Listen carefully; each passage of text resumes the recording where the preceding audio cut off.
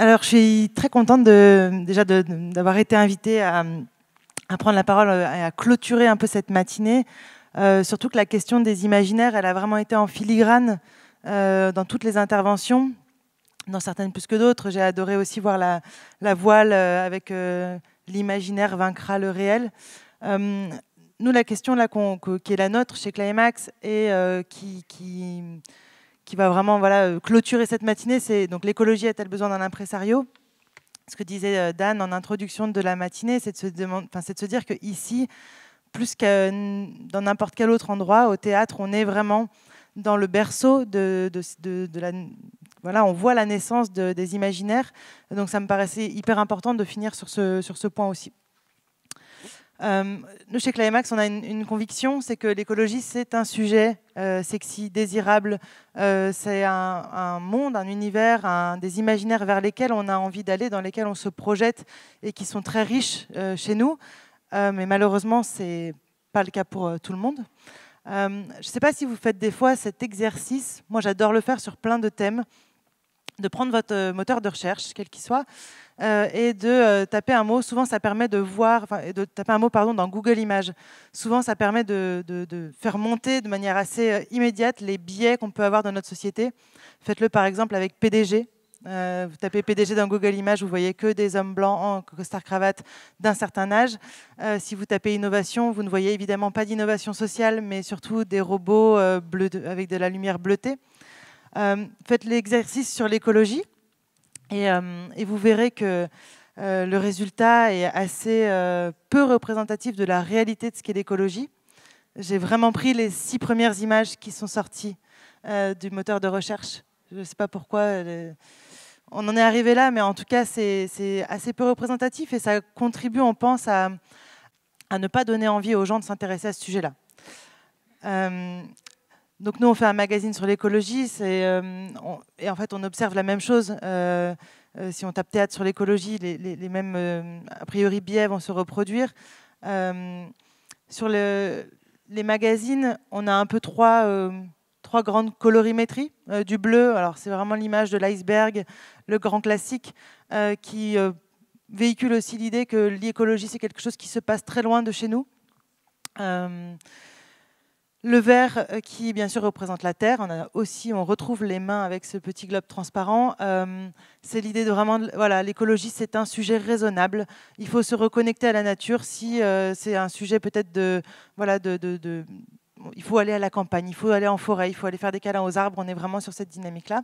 Ou alors c'est un sujet vraiment de panique. Voilà, il faut, voilà, we want you to panic. Voilà, il faut vraiment s'affoler, se flageller et vraiment changer de direction. Donc on est un peu sur ces 3 registres-là. Là, je suis allée faire une recherche très rapide sur des expositions ou du théâtre. On retrouve les mêmes codes qui ne sont, attention, pas des codes qu'il faut ne plus avoir. C'est juste qu'il faut, je pense, d'autres propositions à côté. Nous, ce qu'on réalise et ce qu'on observe, c'est que ces différentes manières de se représenter l'écologie, elles ont un peu de conséquences dans les imaginaires. Un écolo, c'est quelqu'un qui a un peu chasse la joie ou qui a un peu un bonnet de nuit. Plus sérieusement, la conséquence de tout ça aussi, c'est que l'écologie est considérée comme un sujet intellectuel, un sujet de personne raisonnable. Et en fait, c'est pas forcément, personne n'a envie de se définir, on définit pas son identité comme étant quelqu'un de raisonnable. On a envie d'être un peu punk, un peu cool, un peu haut en couleur, un peu sexy. Et tout ça, ça cause aussi de la fatigue informationnelle. On est un peu anxieux, on n'est que dans une démarche de négative, d'abandon, de renoncement, on en parlait tout à l'heure. Et les contenus continuent à alimenter tout ça. Les contenus qui sont postés sur les réseaux sociaux, par exemple, et les imaginaires qui véhiculent contribuent au fait que, voilà, on se sent inquiet et on ne se met pas en mouvement. Il y a une théorie, la théorie du U, qu'on aime beaucoup chez Climax, qui a été théorisée par un chercheur du MIT, une personne qui travaille au MIT et qui se demandait comment mettre en mouvement et comment créer de l'action dans les organisations. Et donc, en fait, il explique que donc, ça passe par plusieurs étapes, notamment une prise de conscience et qu'après, il faut pouvoir remonter pour se mettre en mouvement. Et en fait, sur l'écologie, nous, on pense qu'on en est un peu au bas, on est au bas du U. C'est-à-dire qu'on a très bien fait le constat les différents constats, des limites planétaires, des effondrements en cours, etc. Mais on n'arrive pas à remonter. C'est Magali Payen, qui est donc une personne qui est vraiment qui a créé le mouvement On est prêt, qui a créé Imagine 2050 et qui bosse sur les imaginaires tous les jours, qui dit qu'en fait on connaît très bien les solutions pour se mettre en transition vers un monde post-croissant, un monde plus durable. En fait, ce qui nous manque, c'est juste l'envie d'y aller, quoi. Et donc là, nous, on essaye chez Climax de se demander toujours comment on se met en mouvement, comment on met les gens en mouvement, qu'est-ce qui va les emmener là-bas.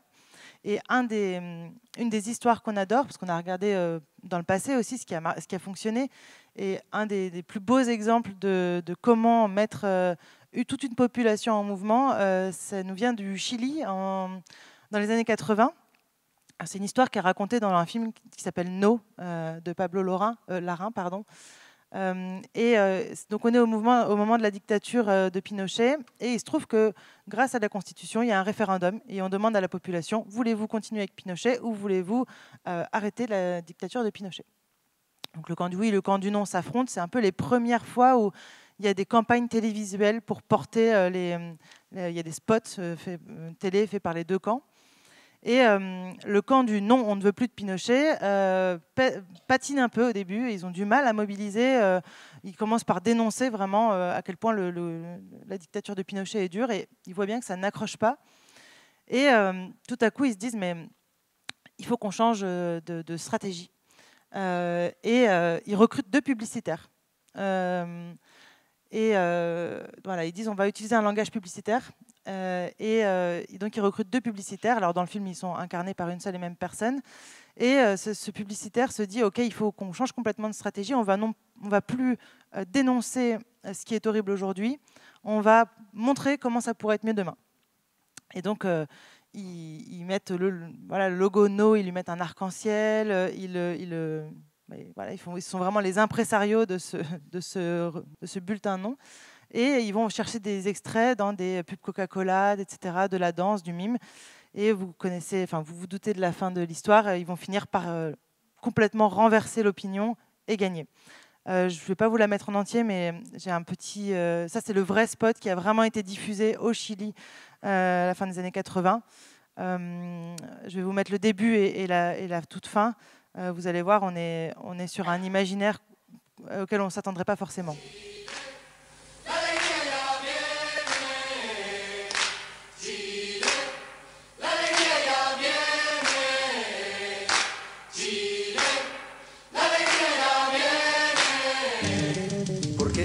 Lo que diga, yo soy libre de pensar, porque siento que es la hora de ganar la libertad. Hasta cuando ya de abusos es el tiempo de cambiar, porque basta de miseria, voy a decir que no, porque nace el arco iris después de... Je vous avance un petit peu jusqu'à la fin.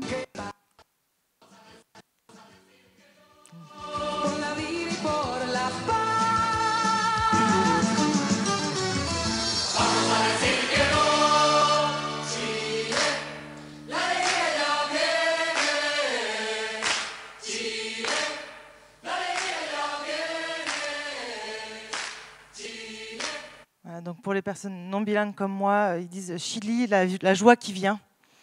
Voilà, nous on pense qu'il faut adapter, il faut exactement utiliser cette même recette sur l'écologie. Il faut se dire que en fait finalement, pour l'instant, la transition, ou l'écologie en général, c'est un concept qui est pas encore, qui est bon en soi. C'est un bon gâteau au chocolat, mais peut-être un peu digeste. Et on pense qu'il faut justement l'enrober pour qu'il donne envie, pour montrer à tout le monde que ça peut être désirable. Parce que pour l'instant, on manque cruellement d'imaginaire pour sous-peser cette idée. Donc comment on fait ça? Nous, on a un peu 3-4 grandes idées qui peuvent s'appliquer à beaucoup de domaines, que ce soit donc nous, le monde des médias, mais aussi pour les acteurs de la publicité, ça marche aussi, pour le théâtre et les acteurs culturels, évidemment, d'autant plus. Le premier point, c'est les codes graphiques. Bon, vous avez vu dans mon introduction, nous, on a une seule directive chez Climax pour la couverture, c'est pas de couleur verte. Donc on essaye de parler d'écologie sans tomber dans le vert. Ça peut paraître bête de le dire, mais finalement, c'est un réflexe qu'on a tous beaucoup. On ne met pas d'arbres non plus. On essaye de montrer qu'on peut être écolo sans aller en forêt. On peut le faire du travail où on est, de la ville où on habite, etc. Donc, et ça, on le fait aussi parce que c'est un neuroscientifique qu'on aime beaucoup qui nous l'a dit, Pierre Gilbert. Il explique qu'une grande partie de la population, 80%, ne pense pas avec son cerveau, la partie frontale de son cerveau, qui réagit à l'intellect. Voilà, attention, on va dans le mur, il faut faire un virage. Mais réagit plutôt avec la partie centrale de son cerveau, qui réagit à l'envie, aux émotions, aux films, aux images, etc. Donc on pense que voilà, ça passe beaucoup par ça. Et donc on est allé regarder un peu ce qui se fait dans les médias sur l'écologie. Ça, c'est que des médias écolos qui sont plutôt issus du monde anglo-saxon. On est très loin des couvertures que je vous ai montrées tout à l'heure.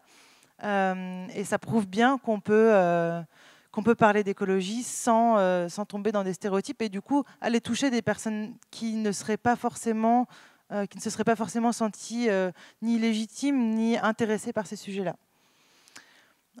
Donc là, voilà, c'est More or Less, c'est un magazine sur la mode éthique qui est en anglais. Voilà, ils sont sur un côté très pop, on est vraiment un côté Spice Girl. Hot Hot Hot, qui est un magazine, je crois, édité à Paris, mais qui est anglophone. Et ça, c'est nous. Voilà, vous voyez, on essaye de... Il manque le dernier numéro, d'ailleurs, mais on essaye voilà, par exemple, le deuxième, celui avec les croissants, c'est un numéro sur la décroissance. La punchline, c'est pas de pitié pour les croissants. Pour ceux qui sont contemporains du Club Dorothée, vous aurez la référence. Et voilà, bon, après, on part aussi sur les riches vont maigrir, plutôt un clin d'œil à Booba. Donc, on essaie de taper assez large. Et on construit un peu nos supports comme ça. On essaie d'aller piocher des références de la pop culture qui intéressent déjà les gens et qui ont déjà... Enfin, comme ça, on se dit, voilà, on va capitaliser sur cet intérêt pour aller vendre de l'écologie un peu en secret derrière. Donc là, voilà, Apocalypse Now et Endless Summer, donc deux films un peu mythiques. Et en même temps, une colorimétrie un peu proche de l'album de PNL.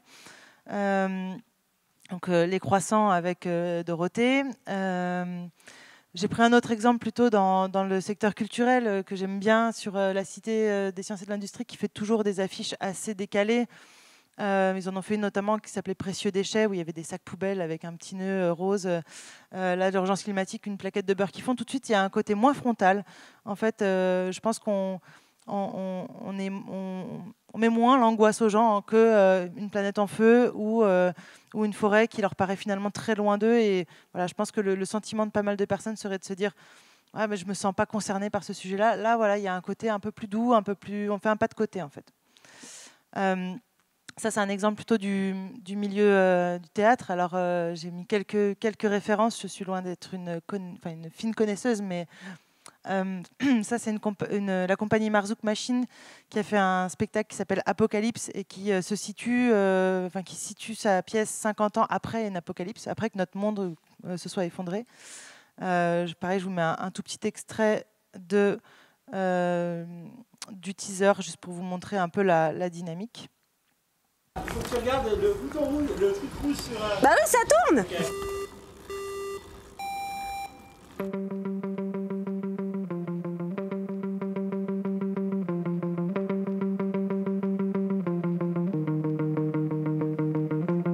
Je dis souvent que j'aurais aimé avoir 20 ans dans les années 70. Ne pas me soucier de la planète et fumer du cannabis like Janice. Aujourd'hui j'entends parler partout, fin du monde et apocalypse.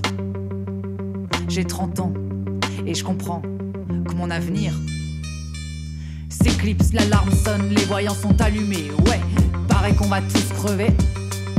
Les vieux culpabilisent, les jeunes balisent. Le monde est en état de crise. Prise de conscience d'une existence. Voilà. Vous aurez compris un peu l'idée. On est vraiment sur des codes assez différents de ceux qu'on trouve habituellement sur le sujet de l'écologie. Et justement, la metteuse en scène disait, donc Marzouk, elle a donné son nom à la compagnie, elle disait « J'ai envie qu'on se dise, puisque cette fiction imagine une société qui n'est plus capitaliste, peut-être est-ce réellement possible ?» Donc voilà, l'idée d'ouvrir les imaginaires. Là, j'ai pris un exemple complètement différent. Ça s'appelle The Vault of Life, donc le coffre-fort de la vie. C'est fait par un studio londonien pour le musée du futur de Dubaï. Bon. Mais voilà, donc c'est des petites capsules dans lesquelles sont gravés des morceaux de vie de différentes espèces. Mais on a un côté très pop, très immersif, assez loin des nombreuses expositions sur l'effondrement de la biodiversité, où on a beaucoup de courbes et de photos d'animaux. On est vraiment voilà, sur quelque chose qui fait un pas de côté sur les représentations. Dans le domaine de la publicité, on en parlait tout à l'heure, c'est un peu la même chose. Ça, c'est une publicité, une communication de la Wallonie cyclable qui encourage l'utilisation du vélo et qui, plutôt que de faire ce genre de choses, prendre sa voiture ne devrait pas être un réflexe, qui est vraiment la règle qui tape sur les doigts du mauvais élève.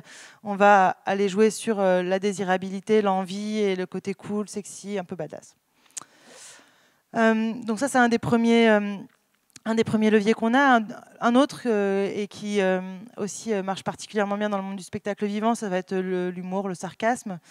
Donc Valérie Masson-Delmotte, qui n'est pas la plus comique des personnes qu'on connaît, donc, qui co-préside le groupe 1 du GIEC depuis 2015, dans son portrait qui a été fait dans Le Monde, à la toute fin, elle dit, parce qu'on l'interroge sur concrètement comment on avance maintenant, et elle dit: ce qui me plaît le plus, c'est quand les gens créatifs s'emparent du sujet climatique et le détournent avec les codes de l'humour. C'est un levier d'action très puissant. Donc il y a beaucoup de stand-up. D'ailleurs, il y a du stand-up climatique, sur des questions liées au dérèglement climatique, là dans le QG Théâtre Durable. Un autre exemple, c'est sur ce point-là, une autre citation, c'est Adam McKay, donc, qui a fait le film Don't Look Up notamment, qui expliquait que il a fait beaucoup de recherches quand il a fait le film, et il a réalisé qu'il y avait, je vais le citer, des études approfondies ont été menées sur la façon dont les gens survivent aux événements extrêmes. Et une des principales conditions pour survivre, c'est le rire, car pour rire, il faut avoir du recul et de la perspective. Et on pense que c'est exactement la même chose qu'il faut appliquer à cette question vertigineuse du dérèglement climatique et de l'effondrement. Ça, c'est une toute petite minute d'autopromo. On a fait donc, nous, une campagne de publicité, ou en tout cas de sensibilisation au dérèglement climatique. Et on a utilisé les codes de l'humour. Je vous zoome sur une. Quand il fait très chaud, on transpire des fesses. Si on ne fait rien contre le réchauffement climatique, il va faire très chaud tout le temps. S'il fait très chaud tout le temps, on va transpirer des fesses tout le temps. Lutter contre le réchauffement climatique, lutter contre les fesses humides. Alors on pense qu'en faisant un peu des pas de côté comme ça, on va réussir à rendre ce sujet un peu moins frontal et un peu plus digeste, et à ce que de plus en plus de personnes se l'approprient. Là, je vais mettre vraiment 2 secondes, mais c'est une compagnie qui s'appelle la compagnie Zygomatic, qui a fait un spectacle qui s'appelle Climax, comme nous, et qui, pareil, a un côté très déjanté aussi.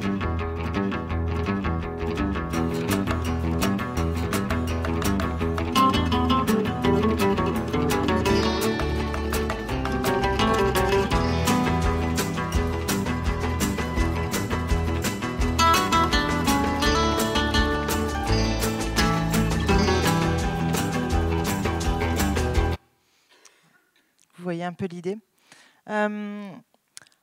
Troisième point, troisième levier qu'on utilise, c'est le ton. Et le ton est un peu l'esthétique pop, donc d'aller justement trouver des codes qui sont un peu différents de là où on nous attend. Là, c'est une campagne qu'on a fait dans les gares, où justement on raconte de l'actualité de l'écologie, mais on l'a fait avec des codes un peu issus d'une esthétique propre aux réseaux sociaux, pour justement changer un peu les imaginaires. Et là, vous pourrez aller voir également, c'est Planète Boom Boom, qui est un collectif qui fait de la musique, du chant, des manifs, etc., qui a complètement repris certains sujets d'actualité avec une démarche très pop, très culturelle. Ils l'ont fait sur donc là, le fret ferroviaire, qui n'est pas le sujet le plus sexy en soi. Ils en ont fait tout un clip, je vous montre 2 secondes. Mais ils ont fait aussi beaucoup de choses sur les PFAS, et qui, pareil, n'est pas un sujet hyper avenant. Et donc, eux, en s'emparant de ces sujets-là, ils contribuent à les faire émerger dans l'espace public, dans les débats. Et c'est aussi grâce à leur travail, entre autres, que récemment, la loi a évolué sur la question des PFAS, notamment. Donc là, c'est sur le fret.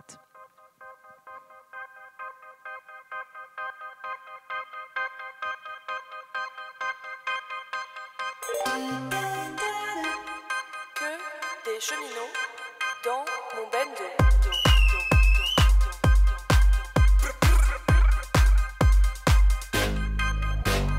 La clientèle libérale, le chef Macron la régale. Service public étoilé devient buffet à volonté. Le privé a toujours faim, il veut même bouffer nos trains.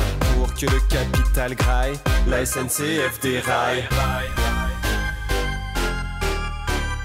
Nous, on a des goûts basiques, on aime le service public. Les bonnes recettes de grand-mère, on veut du fret ferroviaire, du fret, du fret, du fret, du fret, du fret. Voilà, je vous laisse là-dessus.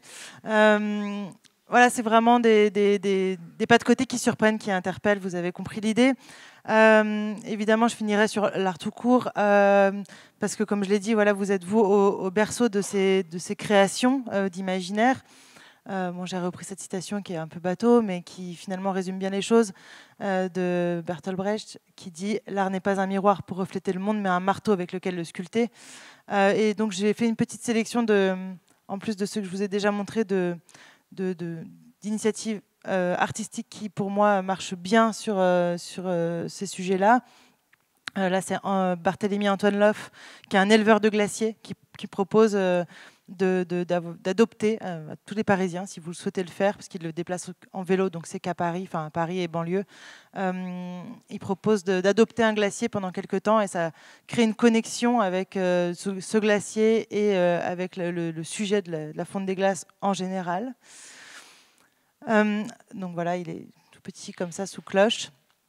Ça, c'est une bande dessinée qui s'appelle Petit traité d'écologie sauvage, par Alessandro Pignocchi, et qui raconte en fait une société française qui se serait mise à l'animisme des Indiens d'Amazonie, et donc ce serait devenu la pensée dominante. Donc voilà, il y a tout un renversement de situation, et qui permet d'ouvrir les possibles et les champs. Ça a été repris au théâtre, une pièce qui s'appelle Petit tréteau d'écologie sauvage, par la compagnie Le Marlou, et qui interroge justement les questions de nature et de culture. Et il disait, en promouvant cette pièce, ce qu'on veut, c'est apporter de l'humour et de la joie sur des questions qui nous bouleversent. Donc on est complètement dans le sujet.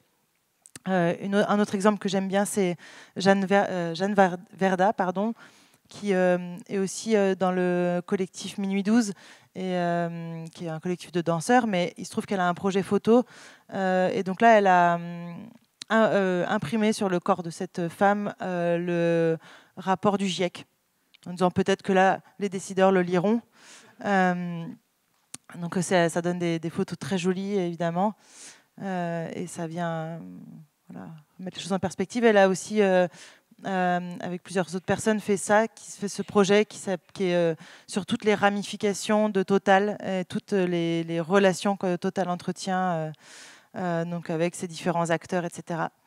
Ce qui est une manière de spatialiser des questions complexes et pas forcément toujours très avenantes. D'autres exemples encore plus concrets sur la manière dont l'art en général et la culture peuvent vraiment changer les choses, c'est-à-dire pas simplement changer les imaginaires des gens qui vont ensuite décider de faire autre chose, mais vraiment au sens propre influencer le réel, vaincre le réel, comme on en disait tout à l'heure. Donc là, Kim Stanley Robinson, c'est un auteur qui a écrit un livre l'année dernière, je crois, enfin en tout cas qui a été traduit en français l'année dernière, qui s'appelle Le ministère du futur, dans lequel il imagine une société future dans laquelle justement un nouveau ministère du futur se créerait. Donc on est vraiment sur une sorte de renouvellement des COP. Et ben, il se trouve qu'il a été invité aujourd'hui au COP, au vrai COP, parce qu'en fait, il n'y a que lui qui est capable d'imaginer ce qui serait possible de faire vraiment pour que ça fonctionne, les COP, à l'avenir. Donc on est dans une démarche où on va chercher les écrivains, un peu comme l'avait fait d'ailleurs l'armée sur la Red Team. Ils avaient embauché des écrivains de science-fiction pour les aider à imaginer les futures menaces et comment y répondre. Nous, on milite depuis longtemps pour la création d'une Green Team, aller chercher des auteurs, des scénaristes, etc., pour leur demander d'imaginer et d'ouvrir un peu nos chakras sur des imaginaires du futur. Donc là, voilà, c'est déjà arrivé avec lui. Et ça, c'est un autre exemple un peu plus ultra local, si on peut dire. C'est les étendards de Sainte-Soline. C'est donc des drapeaux qui ont été tissés, tricotés, cousus par les militants anti-bassines, notamment dans les Deux-Sèvres. Et donc, il y en a plein. Donc là, j'en ai pris qu'un seul en exemple, mais c'est des drapeaux et des étendards qui leur ont vraiment permis de changer le regard, en tout cas d'une partie de la population, sur leur lutte. Ils étaient diabolisés dans les médias et ça faisait vraiment partie d'un moyen de se reconnecter avec l'opinion locale, etc., et de regagner un peu la confiance des gens. Je conclurai sur mon U. Voilà, je pense que globalement, on a, dans la société actuelle, tout un tas de raisons de bien avoir amorcé la descente nécessaire dans le creux du U. On est conscient depuis la publication du livre sur les limites planétaires, c'était les limites de la croissance, pardon, c'était dans les années 70, ça fait plus de 50 ans. Donc on a vraiment bien fait notre descente dans le U, on y est bien depuis un petit moment déjà. Maintenant, il s'agit de remonter et je pense que, voilà, comme on l'a dit, vous êtes ici dans un endroit où, en plus d'être un lieu qui doit être un lieu de redirection, être un lieu d'interrogation des paysages, des territoires, des paysages, des manières de représenter les choses. Vous êtes vraiment à un endroit où se créent des imaginaires. Donc, je pense que c'est le meilleur endroit pour le faire, ou un des meilleurs endroits pour contribuer à tout ça. On a toujours l'impression qu'il faut être un ingénieur en sciences climatiques pour résoudre ce qui nous arrive aujourd'hui, mais je pense que vous êtes tout aussi bien placés. Et je finirai peut-être sur une citation de Jean Jaurès. À l'époque, quand il commençait à pousser ses idées qui étaient loin d'être majoritaires sur un monde plus écologique, plus responsable, on lui disait « mais à quoi tu nous condamnes ? Ça va être un monde triste, un monde de raison. » Et il avait à cela répondu « nous ne sommes pas des ascètes, nous, tout ce qu'on veut, c'est la vie large. » Et je pense que c'est ici tout ce qu'on veut, donc il n'y a plus qu'à. Et je vous remercie. Merci beaucoup. Merci beaucoup, Milly.